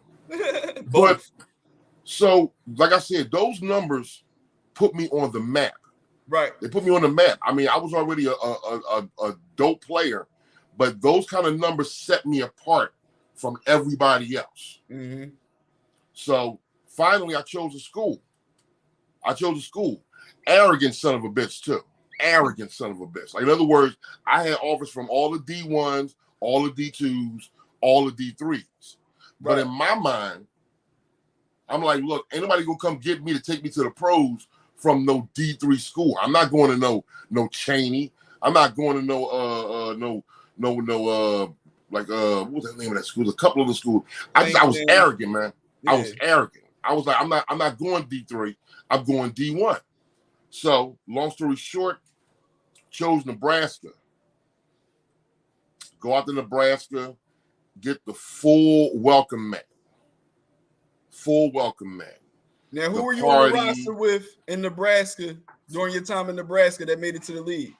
What's ridiculous is I can't tell you none of them brothers because I only played in the preseason with them. Okay. What I can tell you is in '94, the year that I played, I was ranked number 4 of defensive linemen in the entire city. Okay. That year, Roderick Coleman from Gratz was ranked number 1. And he went D3. He went D3. The irony of it is, again, I was so arrogant. I was like, man, look, I'm not going to no Division III school. I'm not going to the NFL from no D3 school. Well, how about my man Roderick Coleman ended up playing for Atlanta? He went to Atlanta Falcons and whatnot, coming from a D3 school. So, you know. Yo, how about this? Remember the dude I was telling you about that went to Atlanta? Mm-hmm. He played at Bloomsburg. I got a better one for you. Can I tell you this one? Go ahead.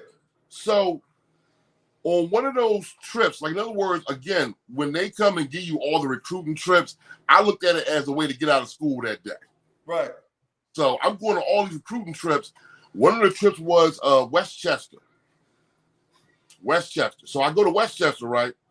And they put me with this dude who was the star player at the time.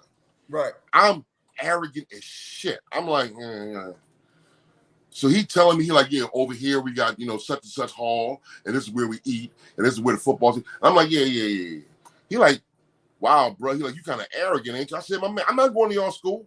I said, keeping it real. Only reason why I'm here, because this got me out of school that day. I said, I'm going D1. Well, how about, guess who the brother was who I was talking to and didn't know?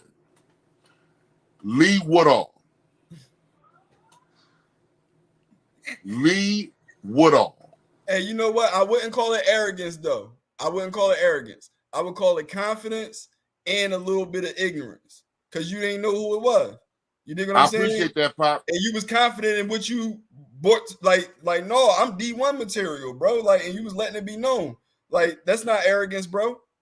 And the fact that a lot of people call it arrogance, that make us turn our light down. Man, well, I learned the lesson. I watched a lot of people want to go D3, but at the same time, I was still in a dope position.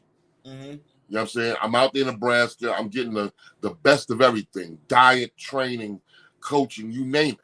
Right. But Nebraska is in Nebraska.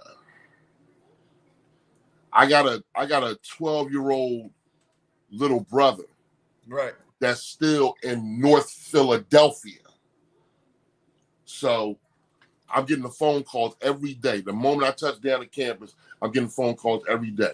They doing this to kill. They doing that to kill. You better come back here. They trying to jump Q around the corner. Q's my brother, by the way. I'm sorry. So it got so overwhelming that I just couldn't take it no more. In other words, I was trying to go back home on the weekend, and it just wasn't working. Go to the coach. I said, Coach, listen. I said, Coach, this ain't working out. And mind you, I'm on a full ticket, Pop. You know what, Big Road? Just for the people that's in the comments, this exact reason right now that Big Road talking about, this exact type situation is why kids go away, these D1 players and stuff, and you don't hear from them. It seemed like they cut off their family. No, they're not cutting y'all off. They got to stay focused on what they doing. They chasing their dreams. They got practice 2 times a day and classwork. A college professor at that. Like, they don't wait for you. You got to take notes on the fly and then talk to your peoples and get notes from their notes. This is before Facebook. Let's not forget that Facebook was created because of this reason right here. Mm-hmm. Facebook was created so you could get in touch with somebody that got the same class as you and get notes from the class that you missed. Mm-hmm. That's why Facebook was created. When they first came up with Facebook, you had to have a college email address to be on Facebook, and it evolved into what it is now. But all this is because of stuff like Big Roll is talking about right now. All the distractions back home. Leave them kids alone. Once they out of here, leave them alone unless they need you. If they need you, be there. Other than that, don't need them, man. I'm sorry, Big Roll. Go ahead. All good brother. Great points, man. Great points. So I'm getting the phone calls. Went to the coach. I told him what was going on, and he really like, he was a decent dude because again, I'm in Nebraska on a full ticket to play football for them. That's a full scholarship for y'all that don't know. Full scholarship, full ride. I don't got to pay no money. I just got to show up, be good at football, and get my grades right. he at the time and whatnot, he talked to the coach who was just coming in for Temple, and dude that actually was coaching at Cheney, ironically, and he just started at Temple, and he remembered me. He was like, "You that arrogant big son of a bitch and whatnot that said that you wouldn't go in D3." I said, "Yes, sir. Yes, sir." He said, "Well, you learned your lesson?" I said, "Yes, sir. Yes, sir." He said, "I just want to play football." I said, "But I can't play football in Nebraska. I got to play football close to my little brother to make sure he cool." So I signed with Temple. 2-year scholarship. At the time that I was playing for Temple, all Temple home games were played at Veteran Stadium. Mm-hmm. Now, the most infamous turf monster to ever exist in sports history. Pop, say it one more time. One more time. The most infamous turf monster to ever exist in sports history. It was hairy concrete. It was hairy concrete. No, tell them why it was hairy concrete. Because it was nothing at that time. We're not talking about the turf that hold on to your foot. We talking about a different kind of turf. We talking about a carpet that's the color of grass, rolled out over concrete. Rolled out. It might got a thin layer of dirt from when they did Monster Madness 2 weeks ago, but it's rolled out over concrete. That basement carpet. That's what AstroTurf used to be. Now they play on something called Next Turf with the rubber beads that's not letting go of your foot and all that. But Big Roll talking about AstroTurf. Hold carpet. Go ahead. Carpet. That's the best way to describe it, dog. Carpet on concrete. Basement carpet. Basement carpet. So, and was even crazier is they never knew what cleat to have on exactly to play on that bullshit. They would just say, "Okay, try this cleat. If that don't work, try this cleat. If that don't work, try this cleat." So I get to Temple. I'm already up to speed. So I'm in there. I'm Iron Manning. I'm Iron Man and playing both sides, and I'm playing special teams. With that speed of mine, with that 4.5 speed of mine, whenever an offense would go into a 3rd and long, we would literally go from 4-3 to 3-4, and I would slide into the middle linebacker position. Right. Because at 4.5 40 time, I could chase a quarterback down sideline to sideline. Well, I went to go chase a quarterback down who was obviously about to go run, and I planted my foot. Foot planted going this way. He changed direction, and he went this way. I see the motherfucker, and I start going this way. But my foot is still facing this way. I got 300 pounds going this way, full torque. My foot is facing this way. I destroyed my knee. My knee. And the irony of it is, I tore my ACL, I tore my MCL, and somebody hit me at the same time. I was on my way to go pursue the quarterback. On top of you weighing what you weigh. Fractured tibia, torn ACL, torn MCL. To the people in the comments, I know I said it's a different turf, but here's how the old turf used to grab your foot. That carpet used to fold up and wrinkle up. All in between the cleats. With so much torque and pressure from you changing directions and stopping and going. Turf, if you've ever played, you know you would much rather play on grass. Because the grass, like I said in the beginning of this podcast, the grass, the dirt, the mud, it gives way after a certain amount of pressure gets on it. It breaks it loose. And that's why people don't want you on their lawn, because they don't want you tearing up their grass. That's what they're talking about. That's why when you watch them play football, you see all them dirt patches pop up on real grass fields. Real grass. That's why. I'm sorry to hear that, Big Roll. Was that the end of you playing football?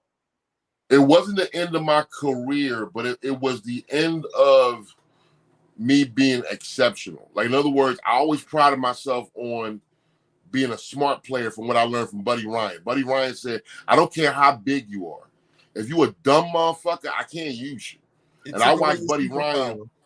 I saw Buddy Ryan cut dudes 6'8", 350. They were like monsters, but they didn't know him no football smarts. So Buddy Ryan told me you got to be smart at this game. And that's what I did. And I still continue to play. But Temple, because of the situation, retracted my 2-year scholarship. Didn't even give me a chance to heal, to see if my knee was going to be the same. And I wound up getting into a whole lawsuit with them over that shit. Because they try to immediately pull my funding when I shredded my neck. Quick question, Big Roll, before we go, because I just peep what time it is, and I do got a little bit more to do real quick. Quick question, though. Did you ever experience either winning or at least playing in a championship game? Never, sir. Never. With that being said, go ahead. I'm sorry. Go ahead. Nah, man. I mean, I played against a couple of teams who went on to win the chip, and I showed my ass. With that being said, go ahead. Yeah, man. With that being said, right, this is something that I purposely did far before I even met you. The last championship I won, we got cigars.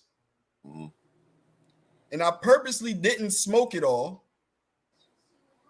I planned on doing this in person. I do it in person, but we're not in person right now. But I purposely didn't smoke it all so I can share it with people that never, ever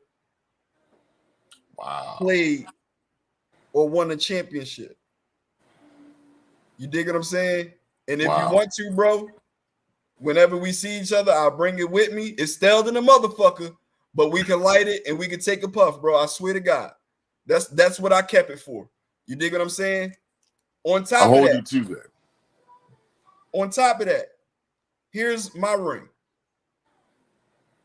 Damn. I know you hold that near and dear to your heart, man. Jones dope. My number, my last name. That Jones dope, man. The year we won. Hell yeah. And I'll bring that too, so you can hold it. You can put it on your pinky. It might fit your pinky. You way bigger than me.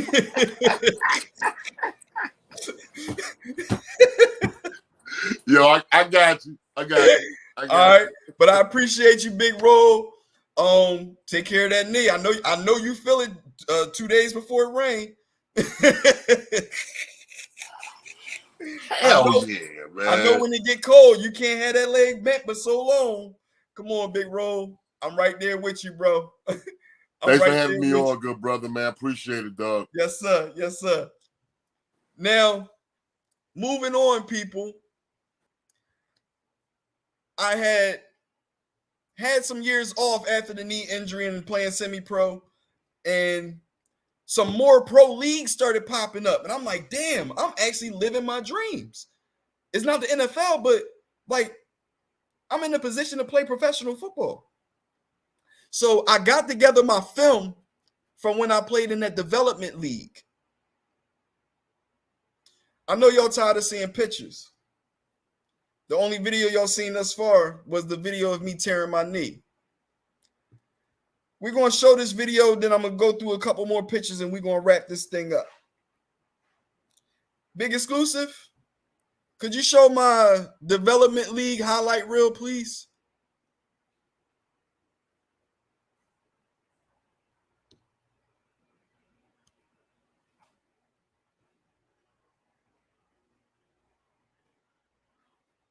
That was me throwing the football at quarterback.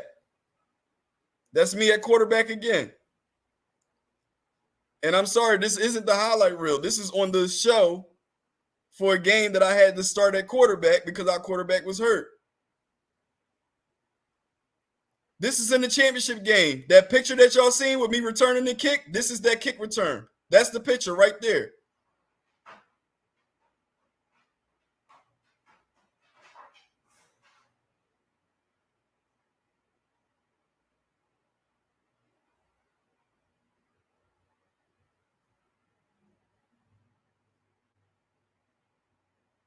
Oh, this is the highlight reel. That's me that got the head start.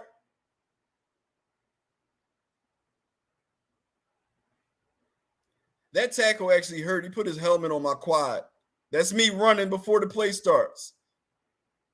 This is the championship game that my dad was at.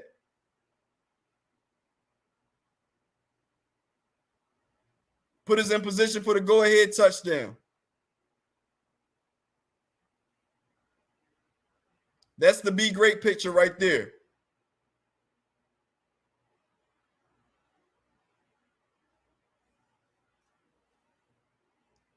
This is the team that would beat my team in the championship after I was hurt.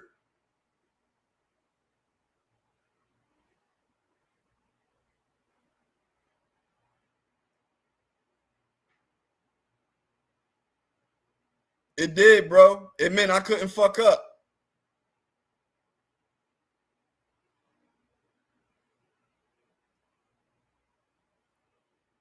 This is my tribute to the old school. Oh, no, not that one. I'm sorry. Ha, you'll see it. This is in the championship game, too. You're going to like this one, Big Roll. This wasn't even my route. I just seen the defense and ran the route that I thought was appropriate. Give me that. Thank you. This is the tribute to the old school. Watch this dance, Big Roll. There you go. The funky chicken. Uh-huh.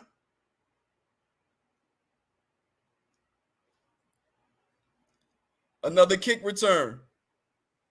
This is me living my dream, y'all.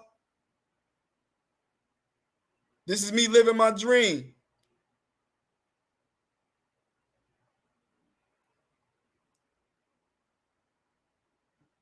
I fumbled after I crossed over into the line. I guess that wouldn't be a fumble now, would it? That'd be what? A touchdown.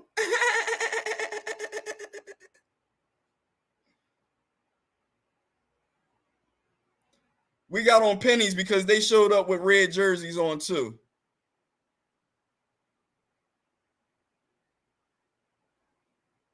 Thank you, Big Roll.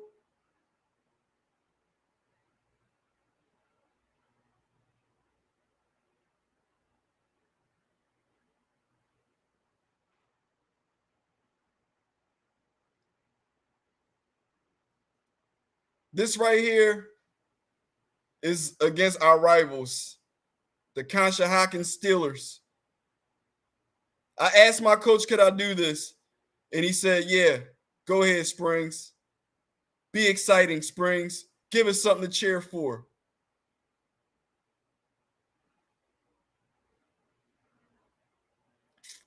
So, yeah, smallest guy on the field. I think I weighed 153 pounds at that time.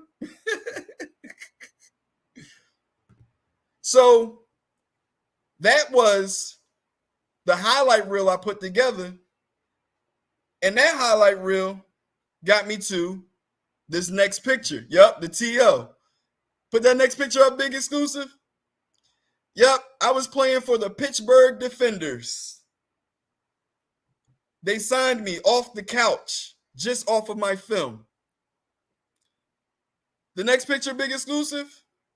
This is me next to a linebacker / defensive end on the Pittsburgh Defenders. Look at me. I was the quarterback. You see the size difference? That's professional football, people. Next one, please. This is me playing for another team the next year up in Jersey. I'm wearing number 3. I went ahead and threw a touchdown after getting this play from the coach that y'all see me walking up to. You can take that down, Big Exclusive. So then I had got a phone. Well, no, it wasn't a phone call. I got a message on Instagram last year at the age of 37.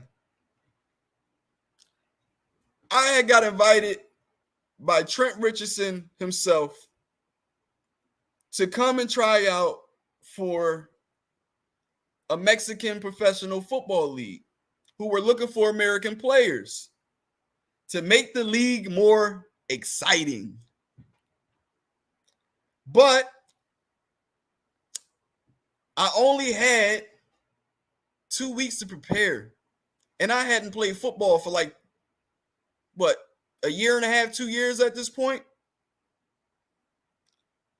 So in those 2 weeks, I tried to get people to come to the field and work out with me. Nothing like that. Nothing happened. You know what I mean? Mind you, my pop passed away in 2014. So can't go back to the backyard and work out, can I? I went to Grattsfield. And I made sure I could at least still run. Can I get the next picture up there, Big Exclusive? This is me at 37 years old, trying to get back in football shape to continue chasing that childhood dream. On turf.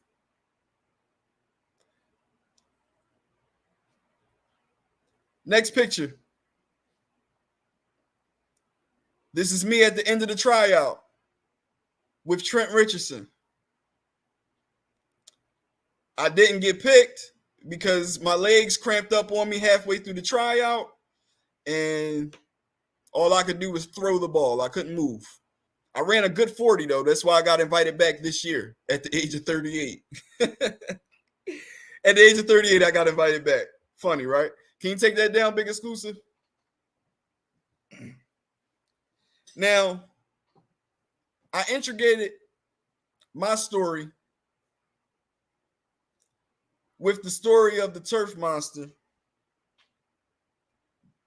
to let y'all know football has been the perfect woman to me. Met her when I was a child. She makes me happy. She makes me sad. She's hurt me. She's let me down. She's given me happiness again. She's hurt me again. She's let me down. She gives me happiness again. She let me down. And then you get to the point where it's like you try other things and you realize, despite how many times she's hurt you or let you down, nothing gives you that good feeling like she do. Nothing gives you that feeling like her. The thing with football is, Pop, I'm sorry, your story sounds less about the turf monster and more about striving to be your best and not let anyone or anything get in the way of your dream. True indeed. True indeed. But the turf monster had a lot to do with the hurdles that I faced. Because a lot of times I would be on the radar and then I had that knee injury. And it's like, matter of fact, fine example. Before my last knee injury at the one that you guys seen on film, I was supposed to go play in AFL China. They were starting a football league in China. I was slotted to go, contract laid out and all that. I blow my knee. I wasn't supposed to go until March of the next year. When that time came, it was like, let's see how that knee end up, and then we'll talk. Then when that time came, it was no longer a long contract. It was a year-to-year type situation. It's like, and then the league folded and all types of stuff. So yeah, the turf monster. It was a big hurdle. It was a big hurdle. I thank y'all for tuning in tonight. I know this show was a little different than normal. I had to prepare for something else this week, so I really couldn't dedicate as much time to it as I normally do. So I went with something that I could speak on without any notes to keep me on track. Thanks, Big Roll. I'm guessing you're the only one here right now. You're the only one commenting. I appreciate you tuning in. Dame, everybody else, all the ladies that tuned in. Any questions before we roll out Big Exclusive? Is that cool? Is it cool if I take some questions real quick? Because I see we 2 hours and 2 minutes. God damn. If y'all have any questions, anything y'all want to know, right now is the time. Right now is the time. I love you too, Miss Hadia. Thank you. Thank you. Thank you. But yeah, now is the time. If y'all have any questions, thank you, Miss Carter. But one thing you said was for anybody that wants to play football. No, it was a football story, but at the same time, it was me being what I wanted to be. And you get so caught up in life that you don't realize the progress that you make in life. You dig what I'm saying?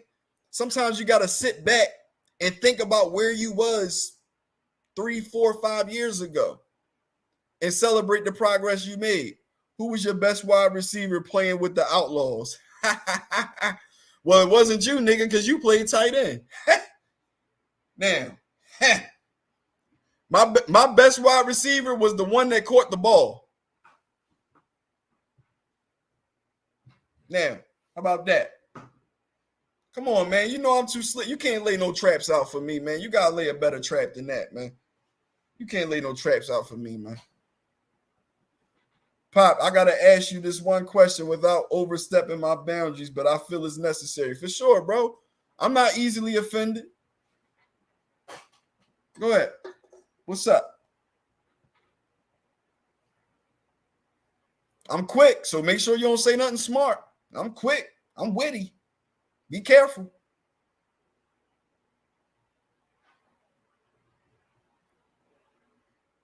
By any chance, you got the dot, dot, dot, dot, dot, dot, dot, dot, dot, dot, dot, dot, dot. You got the dot, dot, dot, dot, dot, dot, dot, dot, dot, dot, dot. Did you see Big Shannon calling me out on the field? I did. I did. I did. But guess what? We supposed to link up and take this picture, right? For our show. With that being said, Big Exclusive is bringing the camera, right? He gonna take the picture. I don't know if Big Exclusive know. Even at the age of 38, I still ride with a football in my trunk, bro. I still ride with a football in my trunk, bro, because people always like to talk shit. But then when you pull the football and the sneaks out, it's like, nah, man, I ain't doing that right now. Come on, man. You know I was just jiving. But if I ain't pulled this workout, you'd have continued on with the jiving, wouldn't you? Tap dancing and tiptoeing and shit, talking all crazy. Nah, B, I ain't signed up for that.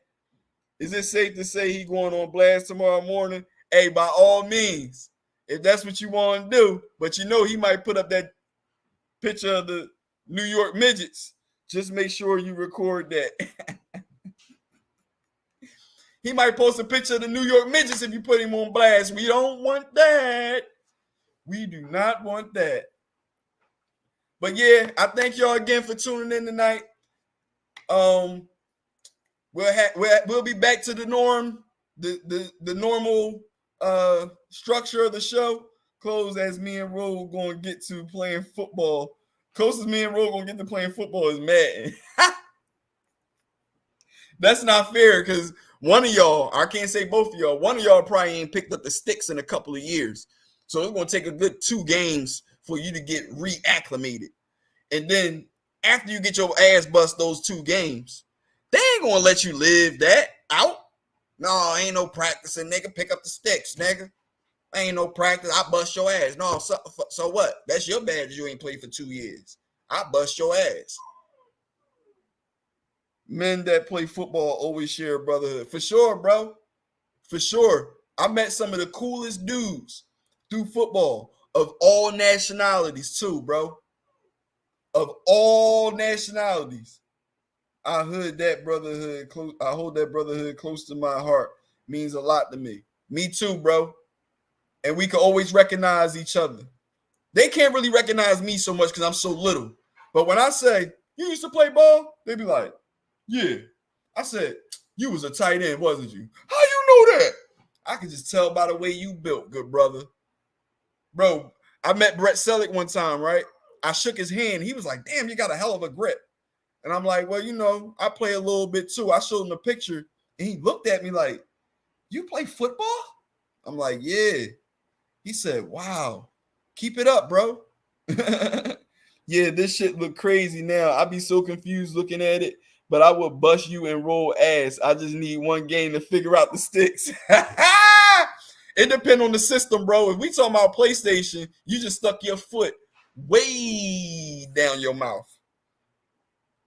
All love, bro. It's good to hear both y'all stories inspiring. Plug the show, bro. Oh, for sure. Make sure y'all tune in tomorrow for Keeping It Real with Big Roll in the morning. Y'all, hey, he been getting nasty the past couple weeks. He been getting nasty. And the women been peacocking like a motherfucker.